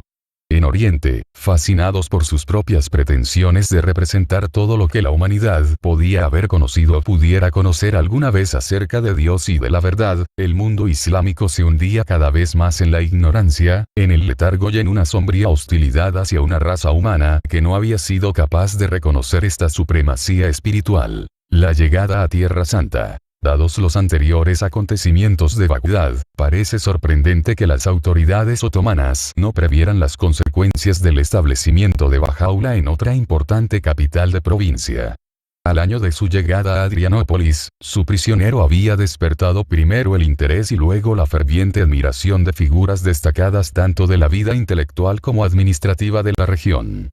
Para consternación de los representantes consulares persas, dos de los más devotos de estos admiradores eran Khurshid Pasha, el gobernador de la provincia, y el Sheikhul Islam, el principal dignatario religioso sunita. A los ojos de sus anfitriones y del público en general, el exiliado era un filósofo moral y un santo, y la validez de sus enseñanzas se reflejaba no solo en el ejemplo de su propia vida, sino en la transformación que producía en los numerosos grupos de peregrinos persas que iban acudiendo a ese remoto punto del Imperio Otomano con el propósito de visitarle. Estos acontecimientos imprevistos convencieron al embajador persa y a sus colegas de que era solo cuestión de tiempo el que el movimiento Bahá'í, que continuaba expandiéndose en Persia, se estableciera también como una influencia importante en el imperio vecino y rival. A lo largo de este periodo de su historia, el desvencijado Imperio Otomano se hallaba luchando contra las repetidas incursiones de la Rusia zarista, contra los levantamientos internos entre sus pueblos sometidos y contra los continuos intentos de los gobiernos de Gran Bretaña y Austria, aparentemente favorables, de segregar varios territorios turcos e incorporarlos a sus propios imperios. Estas inestables condiciones políticas en las provincias europeas de Turquía ofrecieron nuevos y urgentes argumentos que apoyaban la petición del embajador de que los exiliados fueran enviados a una colonia lejana donde Bahá'u'lláh no tuviera más contactos con círculos influyentes, ya fuesen turcos u occidentales. Cuando el ministro turco de Asuntos Exteriores Fuad Pasha regresó de una visita a Adrianópolis, sus sorprendentes informes sobre la reputación de la que Bahá'u'lláh había llegado a disfrutar en toda la región parecieron prestar credibilidad a las sugerencias del embajador persa. En este clima de opinión, el gobierno decidió bruscamente someter a su invitado a un estricto confinamiento.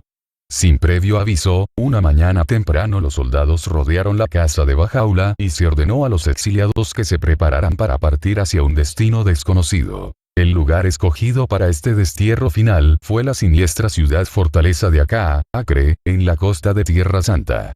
Famosa en todo el imperio por lo detestable de su clima y por la abundancia de enfermedades, Acá era una colonia penal utilizada por el Estado otomano para el encarcelamiento de criminales peligrosos, de quienes se podía esperar que no sobreviviesen demasiado tiempo su encarcelamiento en aquel lugar.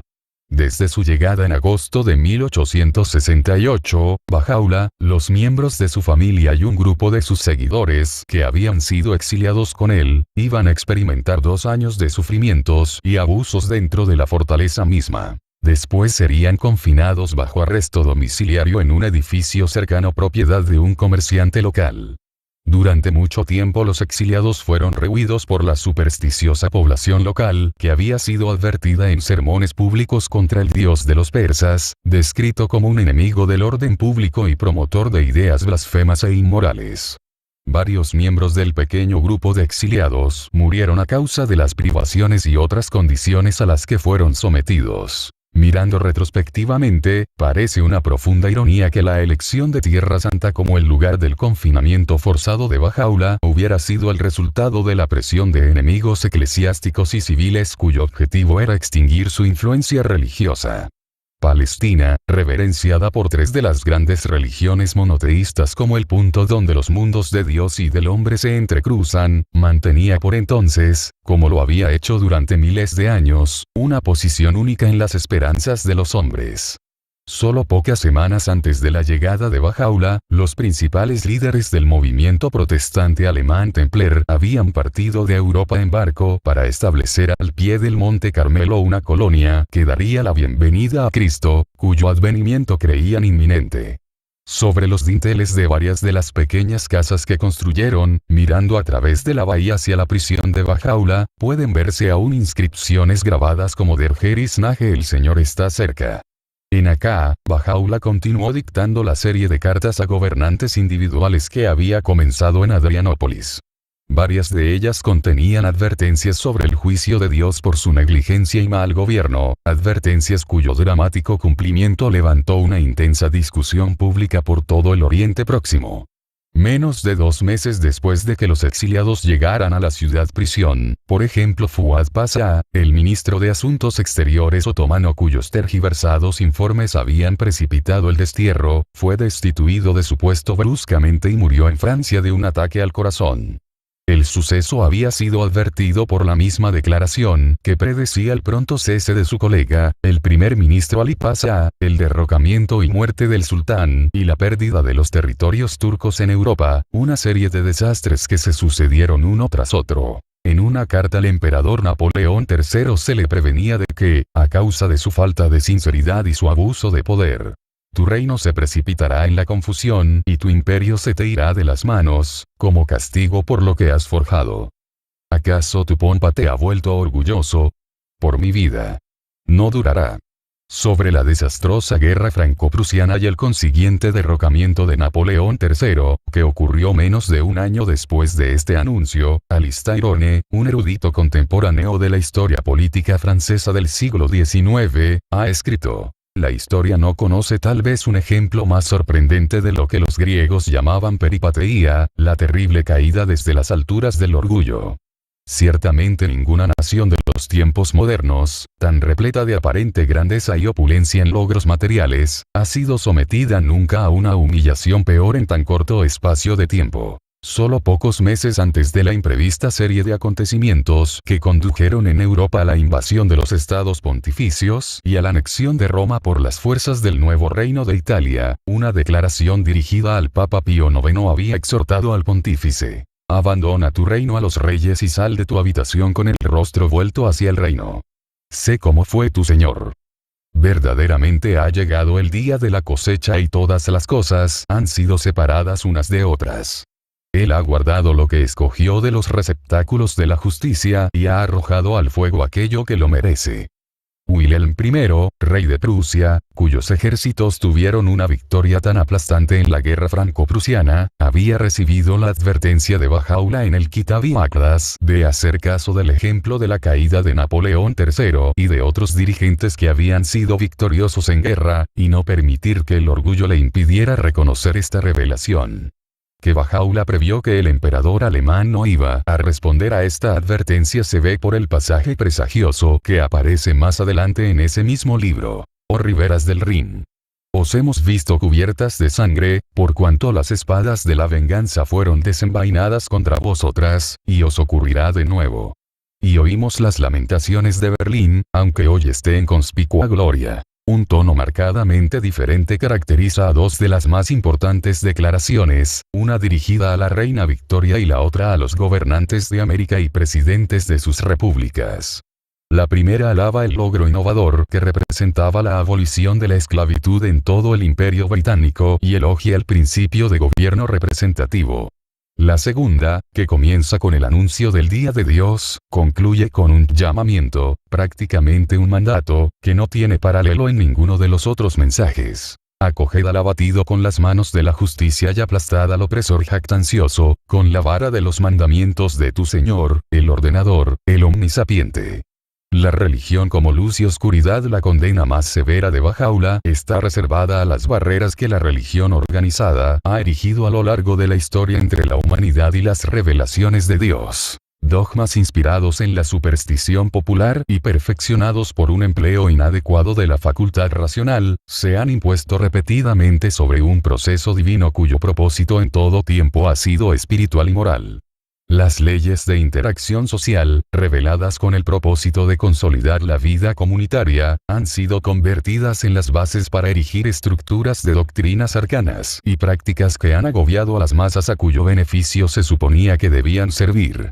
Incluso el ejercicio del intelecto, el principal instrumento de la raza humana, ha sido deliberadamente dificultado, llegando a producirse finalmente una ruptura del diálogo entre la fe y la ciencia, un diálogo del que depende la vida civilizada. La consecuencia de este triste historial es el desprestigio que ha sufrido la religión en todo el mundo. Peor aún, la religión organizada se ha convertido en una de las más virulentas causas de odio y guerra entre los pueblos del mundo. El fanatismo y el odio religiosos, advirtió Baha'u'lláh hace más de un siglo, son un fuego que devora al mundo y cuya violencia nadie puede extinguir. Solo la mano del poder divino puede librar a la humanidad de esta aflicción desoladora. A quienes Dios hará responsables de esta tragedia, dice Baha'u'lláh, es a los líderes religiosos de la humanidad que han pretendido hablar en su nombre a lo largo de la historia. Sus intentos de convertir la palabra de Dios en un coto privado y su exposición en un medio de engrandecimiento personal han sido el mayor obstáculo contra el que ha tenido que luchar el progreso de la civilización. En la búsqueda de sus propios fines muchos de ellos no han dudado en levantar su mano contra los mismos mensajeros de Dios en el momento de su venida. Los jefes religiosos, en toda época, han impedido a su pueblo alcanzar las orillas de la salvación eterna, por cuanto sostienen las riendas de la autoridad en su poderoso puño. Algunos por ambición de poder, otros por falta de comprensión y conocimiento, han sido la causa de esa privación del pueblo. por su sanción y autoridad todos los profetas de Dios han bebido del cáliz del sacrificio. Dirigiéndose al clero de todas las religiones, Bahá'u'lláh les advierte de la responsabilidad que han asumido tan descuidadamente en la historia. Sois como un manantial. Si se cambia, así cambiarán los torrentes que fluyen de él. Temed a Dios y contaos entre los piadosos. De igual manera, si el corazón del hombre se corrompe, sus extremidades también se corromperán. E igualmente, si la raíz de un árbol se pudre, sus ramas, sus renuevos, sus hojas y sus frutos se pudrirán. Estas mismas declaraciones, reveladas en un momento en el que la ortodoxia religiosa era uno de los principales poderes en todo el mundo, declaraban que este poder había terminado de hecho y que la casta eclesiástica ya no volvería a jugar ningún papel social en la historia del mundo. Oh concurso de sacerdotes. Desde ahora ya no os veréis en posesión de ningún poder. A un miembro hostil de entre el clero musulmán especialmente vengativo, Bahá'u'lláh le dijo: tú eres como el último rastro de la luz del sol sobre la cima de la montaña. Pronto se desvanecerá, como ha sido decretado por Dios, el Todoposeedor, el Altísimo. Tu gloria y la gloria de aquellos que son como tú os ha sido quitada. Estas declaraciones no se dirigen al hecho en sí de organizar la actividad religiosa, sino al mal uso de esa clase de recursos. Los escritos de Bahá'u'lláh son generosos al apreciar no solo la gran contribución que la religión organizada ha aportado a la civilización, sino también los beneficios que el mundo ha obtenido a través del sacrificio y el amor hacia la humanidad que han caracterizado a los sacerdotes y a las órdenes religiosas de todas las religiones. Aquellos sacerdotes, que están verdaderamente adornados con el ornamento del conocimiento y de un buen carácter son, en verdad, como una cabeza para el cuerpo del mundo y como ojos para las naciones. En definitiva, el desafío para todo el mundo, creyentes y no creyentes, clérigos y laicos por igual, es reconocer las consecuencias que está sufriendo el mundo como resultado de la corrupción universal del impulso religioso. Con el alejamiento de Dios imperante en la humanidad durante el último siglo, se ha roto una relación de la que depende el fundamento mismo de la vida moral. Las facultades naturales del alma racional, vitales para el desarrollo y mantenimiento de los valores humanos, han llegado a ser desestimadas universalmente. La vitalidad de la fe de los hombres en Dios se está extinguiendo en todos los países. Nada que no sea su saludable medicina podrá jamás restaurarla. La corrosión de la impiedad está carcomiendo las entrañas de la sociedad humana. ¿Qué otra cosa sino el elixir de su potente revelación puede limpiarla y revivirla? Solo la palabra de Dios puede vindicar la distinción de estar dotada de la capacidad requerida para un cambio tan grande y trascendental. La paz mundial. A la luz de los acontecimientos posteriores, las advertencias y llamamientos de los escritos de Bahá'u'lláh durante este periodo adquieren un tremendo patetismo. Oh vosotros, los representantes elegidos del pueblo de todos los países. Considerad al mundo como el cuerpo humano que, aunque fue creado sano y perfecto, ha sufrido, por diversas causas, graves trastornos y enfermedades. Ni un solo día logró alivio, no, más bien su dolencia se hizo más aguda, puesto que cayó en manos de médicos ignorantes que daban rienda suelta a sus deseos personales. Lo vemos en este día a la merced de gobernantes tan embriagados de orgullo que no pueden discernir claramente lo que más les conviene, ni menos aún reconocer una revelación tan asombrosa y desafiante como esta. Este es el día en que la tierra dará a conocer sus nuevas. Los forjadores de iniquidad son su carga, ojalá pudierais comprenderlo. Todos los hombres han sido creados para llevar adelante una civilización en continuo progreso. El Todopoderoso es mi testigo. Actuar como las bestias del campo es indigno del hombre. Las virtudes que corresponden a su dignidad son la indulgencia, la misericordia, la compasión y la amorosa bondad hacia todos los pueblos y razas de la tierra. Una nueva vida se agita en esta época dentro de todos los pueblos de la tierra y, sin embargo, nadie ha descubierto su causa ni comprendido su motivo. Considerad los pueblos de Occidente. Mirad cómo en su búsqueda de lo vano y trivial han sacrificado y todavía siguen sacrificando incontables vidas por su establecimiento y promoción. Es deseable la moderación en todos los asuntos. Si una cosa se lleva al exceso, será fuente de perjuicio.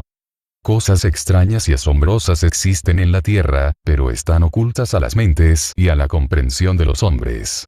Estas cosas son capaces de cambiar toda la atmósfera de la tierra y su contaminación podría resultar letal. En escritos posteriores, incluyendo los dirigidos a la humanidad de forma colectiva, Bahá'u'lláh exhortaba a adoptar medidas para lo que él llamaba la gran paz. Estas, dijo, mitigarían los sufrimientos y el trastorno que él veía acechando a la raza humana, hasta la llegada del momento en que los pueblos del mundo abracen la revelación de Dios y, a través de ella, establezcan la paz más grande. Debe llegar el tiempo cuando la imperativa necesidad de tener una gran asamblea, que abarque a todos los hombres, será universalmente reconocida. Los gobernantes y reyes de la tierra deben necesariamente concurrir a ella y, participando en sus deliberaciones, deben considerar los medios y recursos para poner los cimientos de la gran paz mundial entre los hombres. Tal paz exige que las grandes potencias decidan, para la tranquilidad de los pueblos de la tierra, estar completamente reconciliadas entre sí. Si algún rey tomase armas contra otro, todos deberían levantarse solidariamente e impedírselo. Si esto se hace, las naciones del mundo ya no necesitarán armamentos salvo con el fin de preservar la seguridad de sus reinos y mantener el orden interno dentro de sus territorios. Se aproxima el día en que todos los pueblos del mundo habrán adoptado un idioma universal y una escritura común. Cuando esto se haya logrado, a cualquier ciudad a donde uno viaje, será como si hubiera entrado en su propio hogar. Solo es verdaderamente un hombre quien hoy se dedica al servicio de toda la raza humana. No debe enaltecerse quien ama a su patria, sino más bien quien ama al mundo entero. La tierra es un solo país y la humanidad sus ciudadanos. No por mi propia voluntad. En su carta a Nasir-id-Din Shah, monarca de Persia, en la que se abstiene de hacer ningún reproche sobre su encarcelamiento en el Siyachal y las demás injusticias que había experimentado a manos del rey, Bahá'u'lláh habla de su propio papel en el plan divino. Yo no era más que un hombre como los demás, dormía en mi lecho cuando, he aquí, las brisas del Todo Glorioso soplaron sobre mí y me enseñaron el conocimiento de todo lo que ha sido. Esto no viene de mí, sino de uno que es todopoderoso y omnisapiente. Y él me ordenó elevar mi voz entre cielo y tierra, y por esto me sucedió lo que ha hecho correr las lágrimas de todo hombre de entendimiento. La erudición corriente entre los hombres no la estudié, ni entré en sus escuelas. Pregunta en la ciudad donde vivía, para que puedas estar bien seguro de que yo no soy de los que hablan en falso. La misión a la que él había dedicado su vida entera, que le había costado la vida de su querido hijo menor, así como todas sus posesiones materiales, que había minado su salud y le había acarreado encarcelamiento, exilio y abusos, no había sido emprendida por él. No por mi propia voluntad, dijo, había entrado en ese camino. Oh pueblo, ¿pensáis que yo tengo en mis manos el control de la última voluntad y propósito de Dios? Si el destino final de la fe de Dios hubiera estado en mis manos, nunca habría consentido, ni por un momento, en manifestarme a vosotros, ni hubiera permitido que una sola palabra brotase de mis labios. De esto Dios mismo es ciertamente testigo. Habiéndose sometido sin reservas al requerimiento de Dios, no tuvo duda alguna del papel que había sido llamado a desempeñar en la historia humana. Como la manifestación de Dios para el tiempo del cumplimiento, Él es el prometido de todas las escrituras del pasado, el deseo de las naciones, el Rey de la Gloria. Para el judaísmo Él es el Señor de los ejércitos. Para el cristianismo el retorno de Cristo en la gloria del Padre. Para el Islam el gran anuncio. Para el budismo el Buda Maitreya. Para el hinduismo la nueva encarnación de Krishna. Para el zoroastrianismo el advenimiento del Shavaram. Como las manifestaciones de Dios anteriores, Él es la voz de Dios y su canal humano. Cuando contemplo, oh mi Dios, la relación que me une a ti, me siento impelido a proclamar a todas las cosas creadas en verdad, yo soy Dios. Y cuando considero mi propio ser, he aquí que lo encuentro más tosco que la arcilla. Algunos entre vosotros han dicho, Él es quien ha pretendido ser Dios. Por Dios. Esta es una grave calumnia. Yo no soy sino un siervo de Dios que ha creído en Él y en sus signos. Mi lengua, mi corazón, mi ser interior y mi ser exterior atestiguan que no hay Dios sino Él, que todos los demás han sido creados por su mandato y modelados por la acción de su voluntad. Yo soy aquel que proclama los favores con que Dios, por su munificencia, me ha favorecido. Si esta es mi transgresión, entonces soy ciertamente el primero de los transgresores. Los escritos de Bahá'u'lláh se valen de un amplio número de metáforas que intentan expresar la paradoja que yace en el corazón del fenómeno por el que Dios revela su voluntad. Yo soy el halcón real posado en el brazo del Todopoderoso. Yo despliego las alas marchitas de toda ave abatida y le ayudo a levantar su vuelo. Esta no es más que una hoja que han movido los vientos de la voluntad de tu Señor, el Todopoderoso, el Todo Alabado. ¿Puede quedarse quieta cuando soplan los vientos tempestuosos? No, por aquel que es el Señor de todos los nombres y atributos. La mueven como les place. El convenio de Dios con la humanidad en junio de 1877. Bahá'u'lláh salió por fin de su estricto confinamiento en la ciudad prisión de Acá y se trasladó con su familia a Masrai, una pequeña finca pocas millas al norte de la ciudad. Como había predicho en su declaración al gobierno turco, el sultán Abdul Aziz había sido derrocado y asesinado en una intriga palaciega, y las rachas de los vientos de cambio político que barrían el mundo comenzaron a invadir incluso los cerrados recintos del sistema imperial otomano. Tras una breve estancia de 2 años en Masrai, Bahá'u'lláh se trasladó a Bají, una gran mansión rodeada de jardines que su hijo Abdul-Bahá había alquilado para él y para los miembros de su extensa familia. Los 12 años restantes de su vida estuvieron dedicados a escribir sobre un amplio abanico de temas espirituales y sociales y a recibir un flujo de peregrinos bajáis que llegaban con grandes dificultades desde Persia y otras tierras. Por todo el cercano y Medio Oriente comenzaba a tomar forma el núcleo de una vida en comunidad entre aquellos que habían aceptado su mensaje. Para guiarla, Bahá'u'lláh había revelado un sistema de leyes e instituciones diseñadas para dar una dimensión práctica a los principios expresados en sus escritos. Invistió de autoridad a los consejos elegidos democráticamente por toda la comunidad. Dejó disposiciones para excluir la posibilidad de que surgiera una élite clerical y estableció los principios de la consulta y de la toma de decisiones en grupo. En el corazón de este sistema estaba lo que Bahá'u'lláh denominó un nuevo convenio entre Dios y la humanidad. El rasgo característico de la madurez de la humanidad es que por primera vez en su historia la totalidad de la raza humana está involucrada conscientemente, aunque de forma vaga, en la conciencia de su propia unidad y de la tierra como un hogar común. Este despertar abre el camino hacia una nueva relación entre Dios y la humanidad. A medida que los pueblos del mundo abracen la autoridad espiritual inherente a la guía de la revelación de Dios para esta época, decía Bahá'u'lláh, encontrarán en sí mismos una capacitación moral que el esfuerzo humano, por sí solo, ha demostrado ser incapaz de generar. Una nueva raza de hombres surgirá como resultado de esta relación y emprenderá la tarea de construir una civilización mundial. La misión de la comunidad Bahá'í sería la de demostrar la eficacia de este convenio para curar los males que dividen a la raza humana. Bahá'u'lláh murió en Bají el 29 de mayo de 1892 en el año 75 de su vida. En el momento de su fallecimiento, la causa que le fuera confiada 40 años antes en la oscuridad del Pozo Negro de Teherán estaba preparada para salir de las tierras islámicas, donde había tomado forma y establecerse primero por América y Europa y después por todo el mundo. Al hacerlo así, se convertiría en prueba fehaciente del nuevo convenio entre Dios y la humanidad.